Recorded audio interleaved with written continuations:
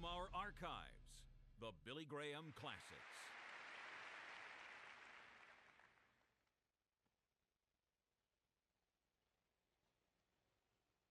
Uma das redes de televisão fez uma série de 5 programas.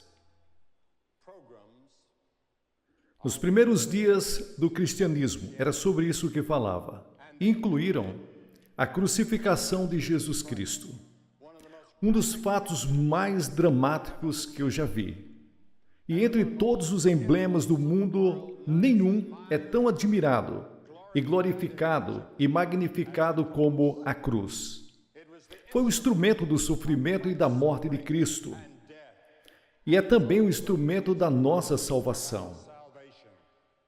A história da cruz é muito interessante, porque voltando para a Índia, para a China, muito antes de Cristo chegar, a vítima, como vocês sabem, eram pregadas na cruz, presas por cordas, amarradas e deixadas ali para morrer. Ao calor do sol, o seu corpo ia pendendo, eles iam sofrendo, a tortura era muito grande por estar na cruz. Muitas vezes demorava 3 dias, às vezes 1 semana, para a pessoa morrer na cruz. A mais terrível, a mais letal, a mais dolorosa forma de morrer que podemos imaginar. Mas no tempo de Constantino, no século IV, ele se tornou cristão, um cristão professante. Era o instrumento de tortura, mas foi abolido. E as nações cristãs mais tarde começaram a usar a cruz como símbolo do cristianismo. Estava gravado em carros, quadros, em tudo que tinham. E a cruz se tornou o símbolo de tudo o que representa o cristianismo. E através de organizações como a Cruz Vermelha, se tornou um sinal internacional de boa vontade e ajuda entre as pessoas. Hebreus, no capítulo 6, diz o seguinte: é impossível, pois, que aqueles que uma vez foram iluminados e provaram o dom celestial e se tornaram participantes do Espírito Santo e provaram a boa palavra de Deus e os poderes do mundo vindouro e caíram. Sim, é impossível outra vez renová-los para o arrependimento, visto que de novo estão crucificando para si mesmos o Filho de Deus e expondo-o à vergonha. Toda vez que o Evangelho é proclamado, aqueles que ouvem a mensagem do Evangelho e recebem a Cristo como Salvador, vêm pelo caminho da cruz. Mas se você negligenciar a oferta do amor e misericórdia de Deus da cruz, você ajuda a crucificar Cristo de novo, sabia? Pois isso é errado.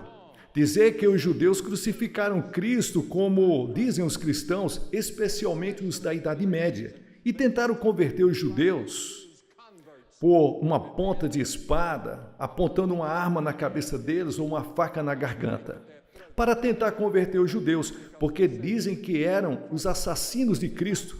Você sabe quem matou Cristo? Todos nós tivemos parte de sua morte, porque sua morte foi planejada antes da fundação do mundo, por causa do pecado. E a Bíblia diz: todos nós pecamos e carecemos da glória de Deus. Existem 4 dimensões da cruz que eu penso quando falo sobre isso. Eu penso na largura da cruz. O amor de Cristo se manifesta, e isso inclui a todos. O amor de Deus se estende para a África, para a Ásia, para a América Latina, para a Rússia, para a China, para a América, Canadá e todo mundo, inclui você, quem você é, seja qual for a sua religião. Ou se você não tem religião, Deus te ama.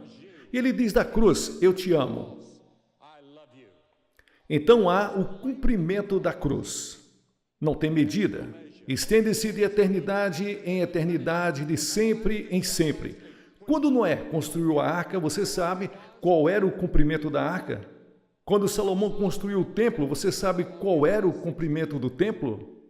Se você construir um abrigo para as pessoas que precisam, você poderá medir a madeira.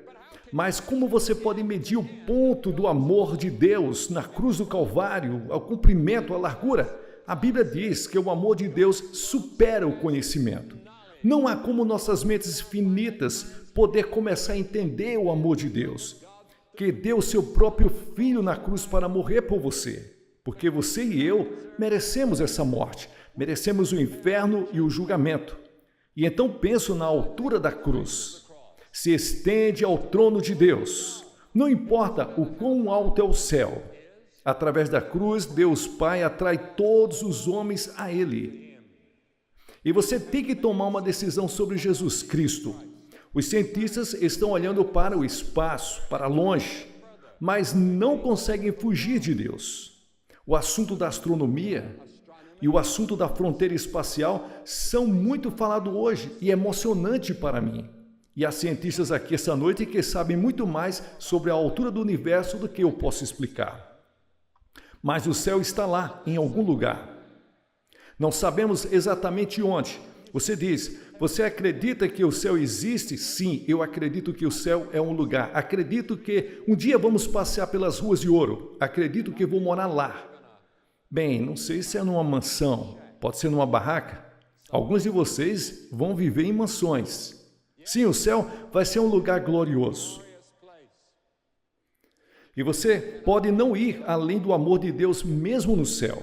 Não pode medir a profundidade do amor de Deus. E a cruz, o que ela significa? Você pode cair no poço sem fundo do pecado e da degradação. E pode viver como um animal. Você pode ser um assassino. Você pode ser um estuprador.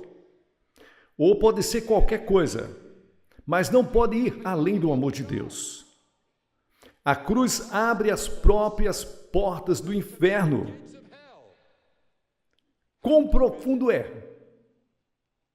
Há pessoas hoje que estão tentando fugir, descobrir o quão profundo pode ir. Pode querer fugir para o espaço, descobrir novas galáxias, porque ao estudarmos as profundezas da energia, procuramos a unidade. Essa é uma das razões porque as pessoas estão estudando. E a Bíblia diz, a profundidade do conhecimento da sabedoria de Deus. Quem poderá medir, quem poderá saber desse cumprimento? Atrai os homens a mim, disse Jesus. Pense na cruz por um momento e pense em Jesus Cristo, que morreu por mim e morreu por você. Que Jesus suportou 5 ferimentos básicos, que a ciência médica define como, primeiro, contusão.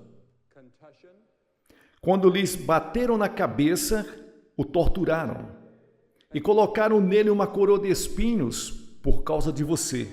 Ali houve uma laceração e bater nas costas com um chicote, abriram as suas costas até sangrar da cabeça aos pés. Esse era o modo romano. Torturavam os prisioneiros antes de levá-los ao Calvário. E houve ali penetração, quando esmagaram a coroa de espinho na sua cabeça e a sua cabeça sangrou. Houve perfuração, quando fizeram os pregos penetrar suas mãos e pés, e houve incisão, quando colocaram a lança ao seu lado. Esse sofrimento, aqueles pregos em suas mãos e pés, foram conduzidos por você e por mim. E por todas as pessoas do mundo, porque todos nós tivemos parte na morte de Cristo por causa dos nossos pecados. Nossos pecados colocaram Jesus na cruz e você participou. Você pode estar assistindo pela televisão em algum lugar e você gostaria de ir para a cruz esta noite e encontrar o amor e o perdão de Deus e o toque de Deus em sua vida. Você verá na tela um número. Você pode ligar. Há conselheiros prontos para falar com você. Você pode ter que ligar várias vezes, mas continue ligando. Você vai ter alguém. Eles estão lá a noite toda. E eles vão te ajudar e enviar alguma literatura para te ajudar a entender e a viver a vida cristã. E vou pedir às pessoas aqui, depois de um tempo, que venham a Cristo. E então quero que olhemos para a cruz de um ponto de vista. Eu quero que olhemos as declarações de Cristo na cruz. Normalmente ouvimos um sermão como esse na Sexta-feira Santa, e só isso. Mas a maioria de nós não vai à igreja na Sexta-feira Santa e por isso não ouvimos. Há 28 profecias no Antigo Testamento sobre a cruz, capítulos inteiros. Há Gênesis 22, Salmos 22, Isaías 53 e Levítico 16, que lidam especialmente com o sofrimento de Cristo na cruz, centenas e milhares de anos antes de Jesus nascer e de ir à cruz. Eles estavam sob a inspiração do Espírito Santo, os escritores do Antigo Testamento. E a primeira vem dos Salmos 22. Jesus estava citando a Escritura quando disse: meu Deus, por que me deixaste? Isso é uma citação do Salmos 22, mas depois você vai continuar. Você vai ver o que ele disse e por que ele disse isso. Porque a Escritura diz: tu és santo. Você nunca vai entender o Antigo Testamento com todos os seus sacrifícios de sangue. Você nunca vai entender a Bíblia, nunca vai entender a morte de Cristo na cruz, até que você entenda que Deus é um Deus santo, justo e puro, e Ele não pode mesmo olhar para o mal. Assim, naquele momento terrível de agonia do Senhor Jesus Cristo na cruz, Ele estava só, deixado por seus amigos. E então vem uma sombra pela primeira vez da eternidade que começou a vir sobre entre Deus Pai e Deus Filho, porque Deus não pode olhar para o homem quando o homem está cheio de pecados, e Cristo estava assim. Cristo morreu por nós e sofreu por nós, e naquele momento misterioso, Ele se fez pecado por nós, que não conheceu o pecado. Você sabia que Jesus Cristo se fez pecado? Nunca conheceu o pecado, nunca disse uma mentira, nunca teve um mau pensamento, nunca teve qualquer ganância ou luxúria, e de repente, toda essa sujeira, essas coisas terríveis estava sobre ele, desceu sobre ele. E nenhum de nós vai entender o mistério desse momento. Nenhum teólogo pode explicar isso, para minha satisfação, pelo menos. Foi o grande amor de Deus por você que prendeu Jesus Cristo na cruz, permitiu o seu Filho passar por esse sofrimento. E então, a segunda coisa que Jesus falou na cruz que ouvimos é quando Ele disse: tenho sede. Isso é um cumprimento dos Salmos 69, versículo 21. E quando Ele disse isso, tenho sede, deram-lhes vinagre e bebida misturada com ali um fel. E quando Ele provava ali a bebida, Ele não bebeu. Ele provou, como lemos mais tarde em João, nos Evangelhos, mas não bebeu. Por quê? Porque teria sido um sedativo. Iria tirar todo o sofrimento e a dor. E ele estava lá para para levar todo o sofrimento em consciência absoluta, por mim e por você. Ele deve sofrer a terrível agonia por causa dos pecadores, carregar nossos pecados na cruz sobre ele, por você. E se fosse você a única pessoa do mundo, ele teria morrido por você. E então em Lucas capítulo 23, versículos 34, a outra coisa que ele disse na cruz, ele disse: Pai, perdoe os seus pecados. Eles não sabem o que fazem. Agora, se ele está falando, ele estava ali como que pregando, e a multidão estava lá, gritando: crucifica-o. 72 mil anjos puxaram suas espadas para vir resgatá-lo, e ele disse: não.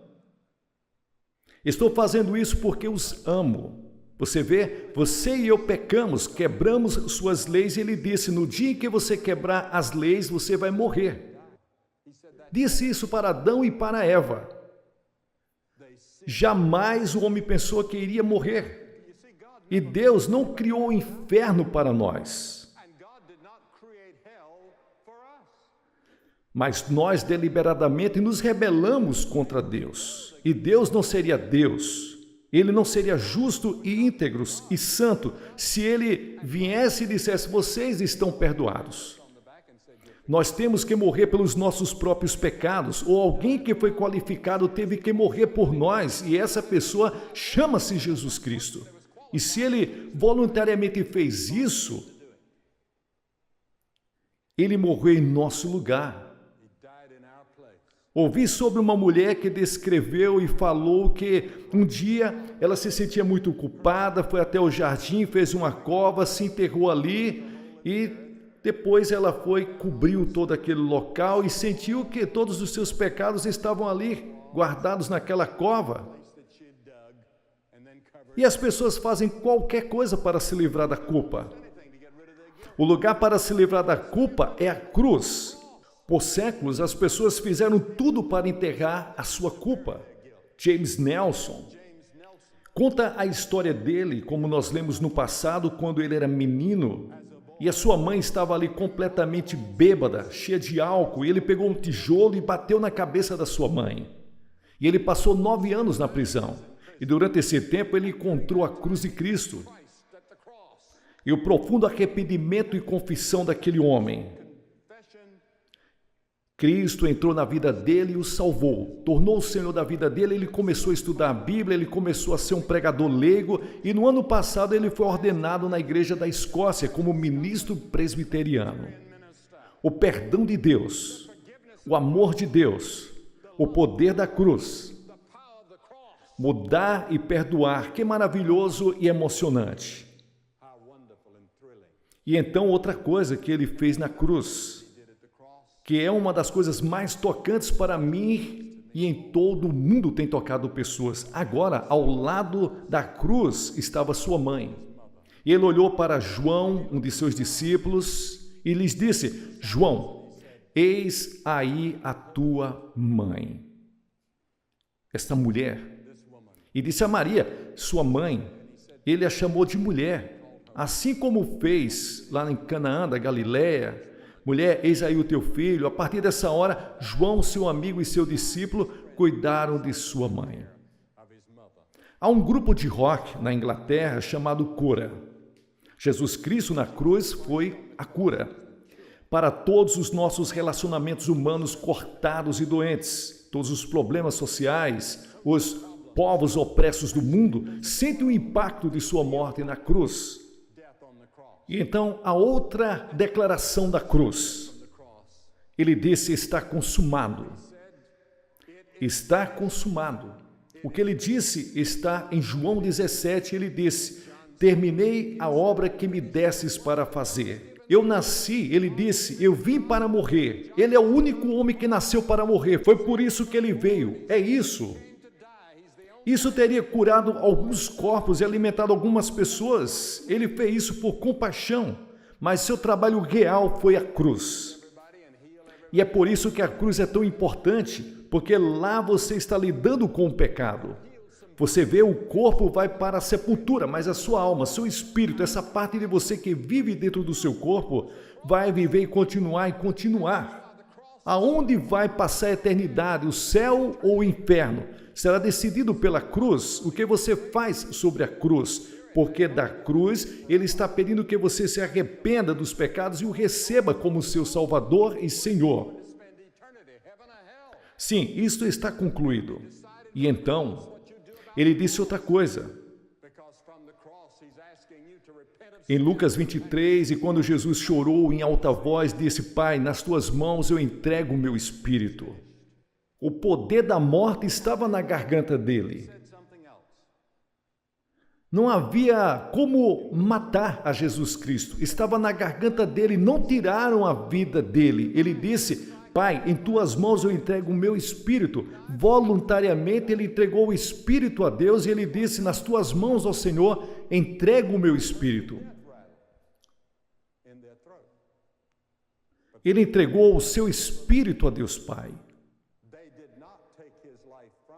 E ao dizer isso, ele conferiu a cada um de nós a possibilidade do dom da vida eterna. Você pode ter a vida eterna esta noite.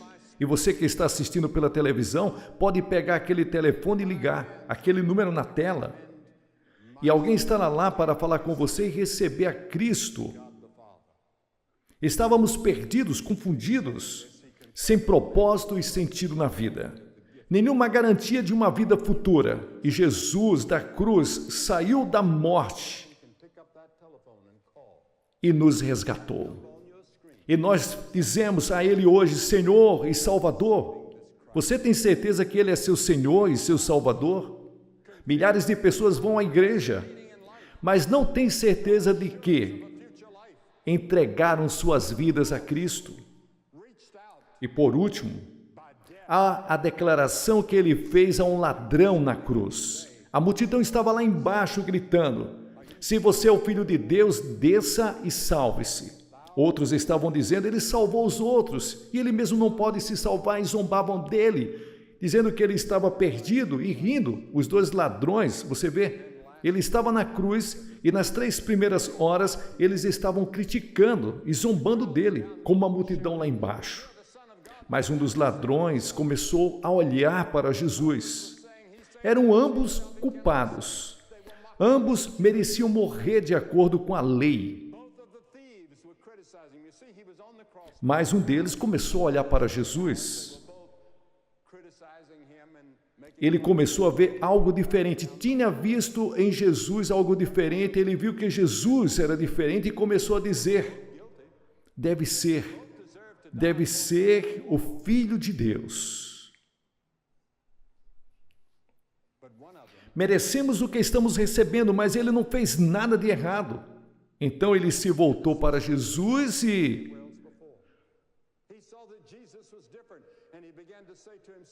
disse: Senhor, quando você vier no seu reino, lembra-te de mim. Que ato de fé! E Jesus disse: o que disse Jesus?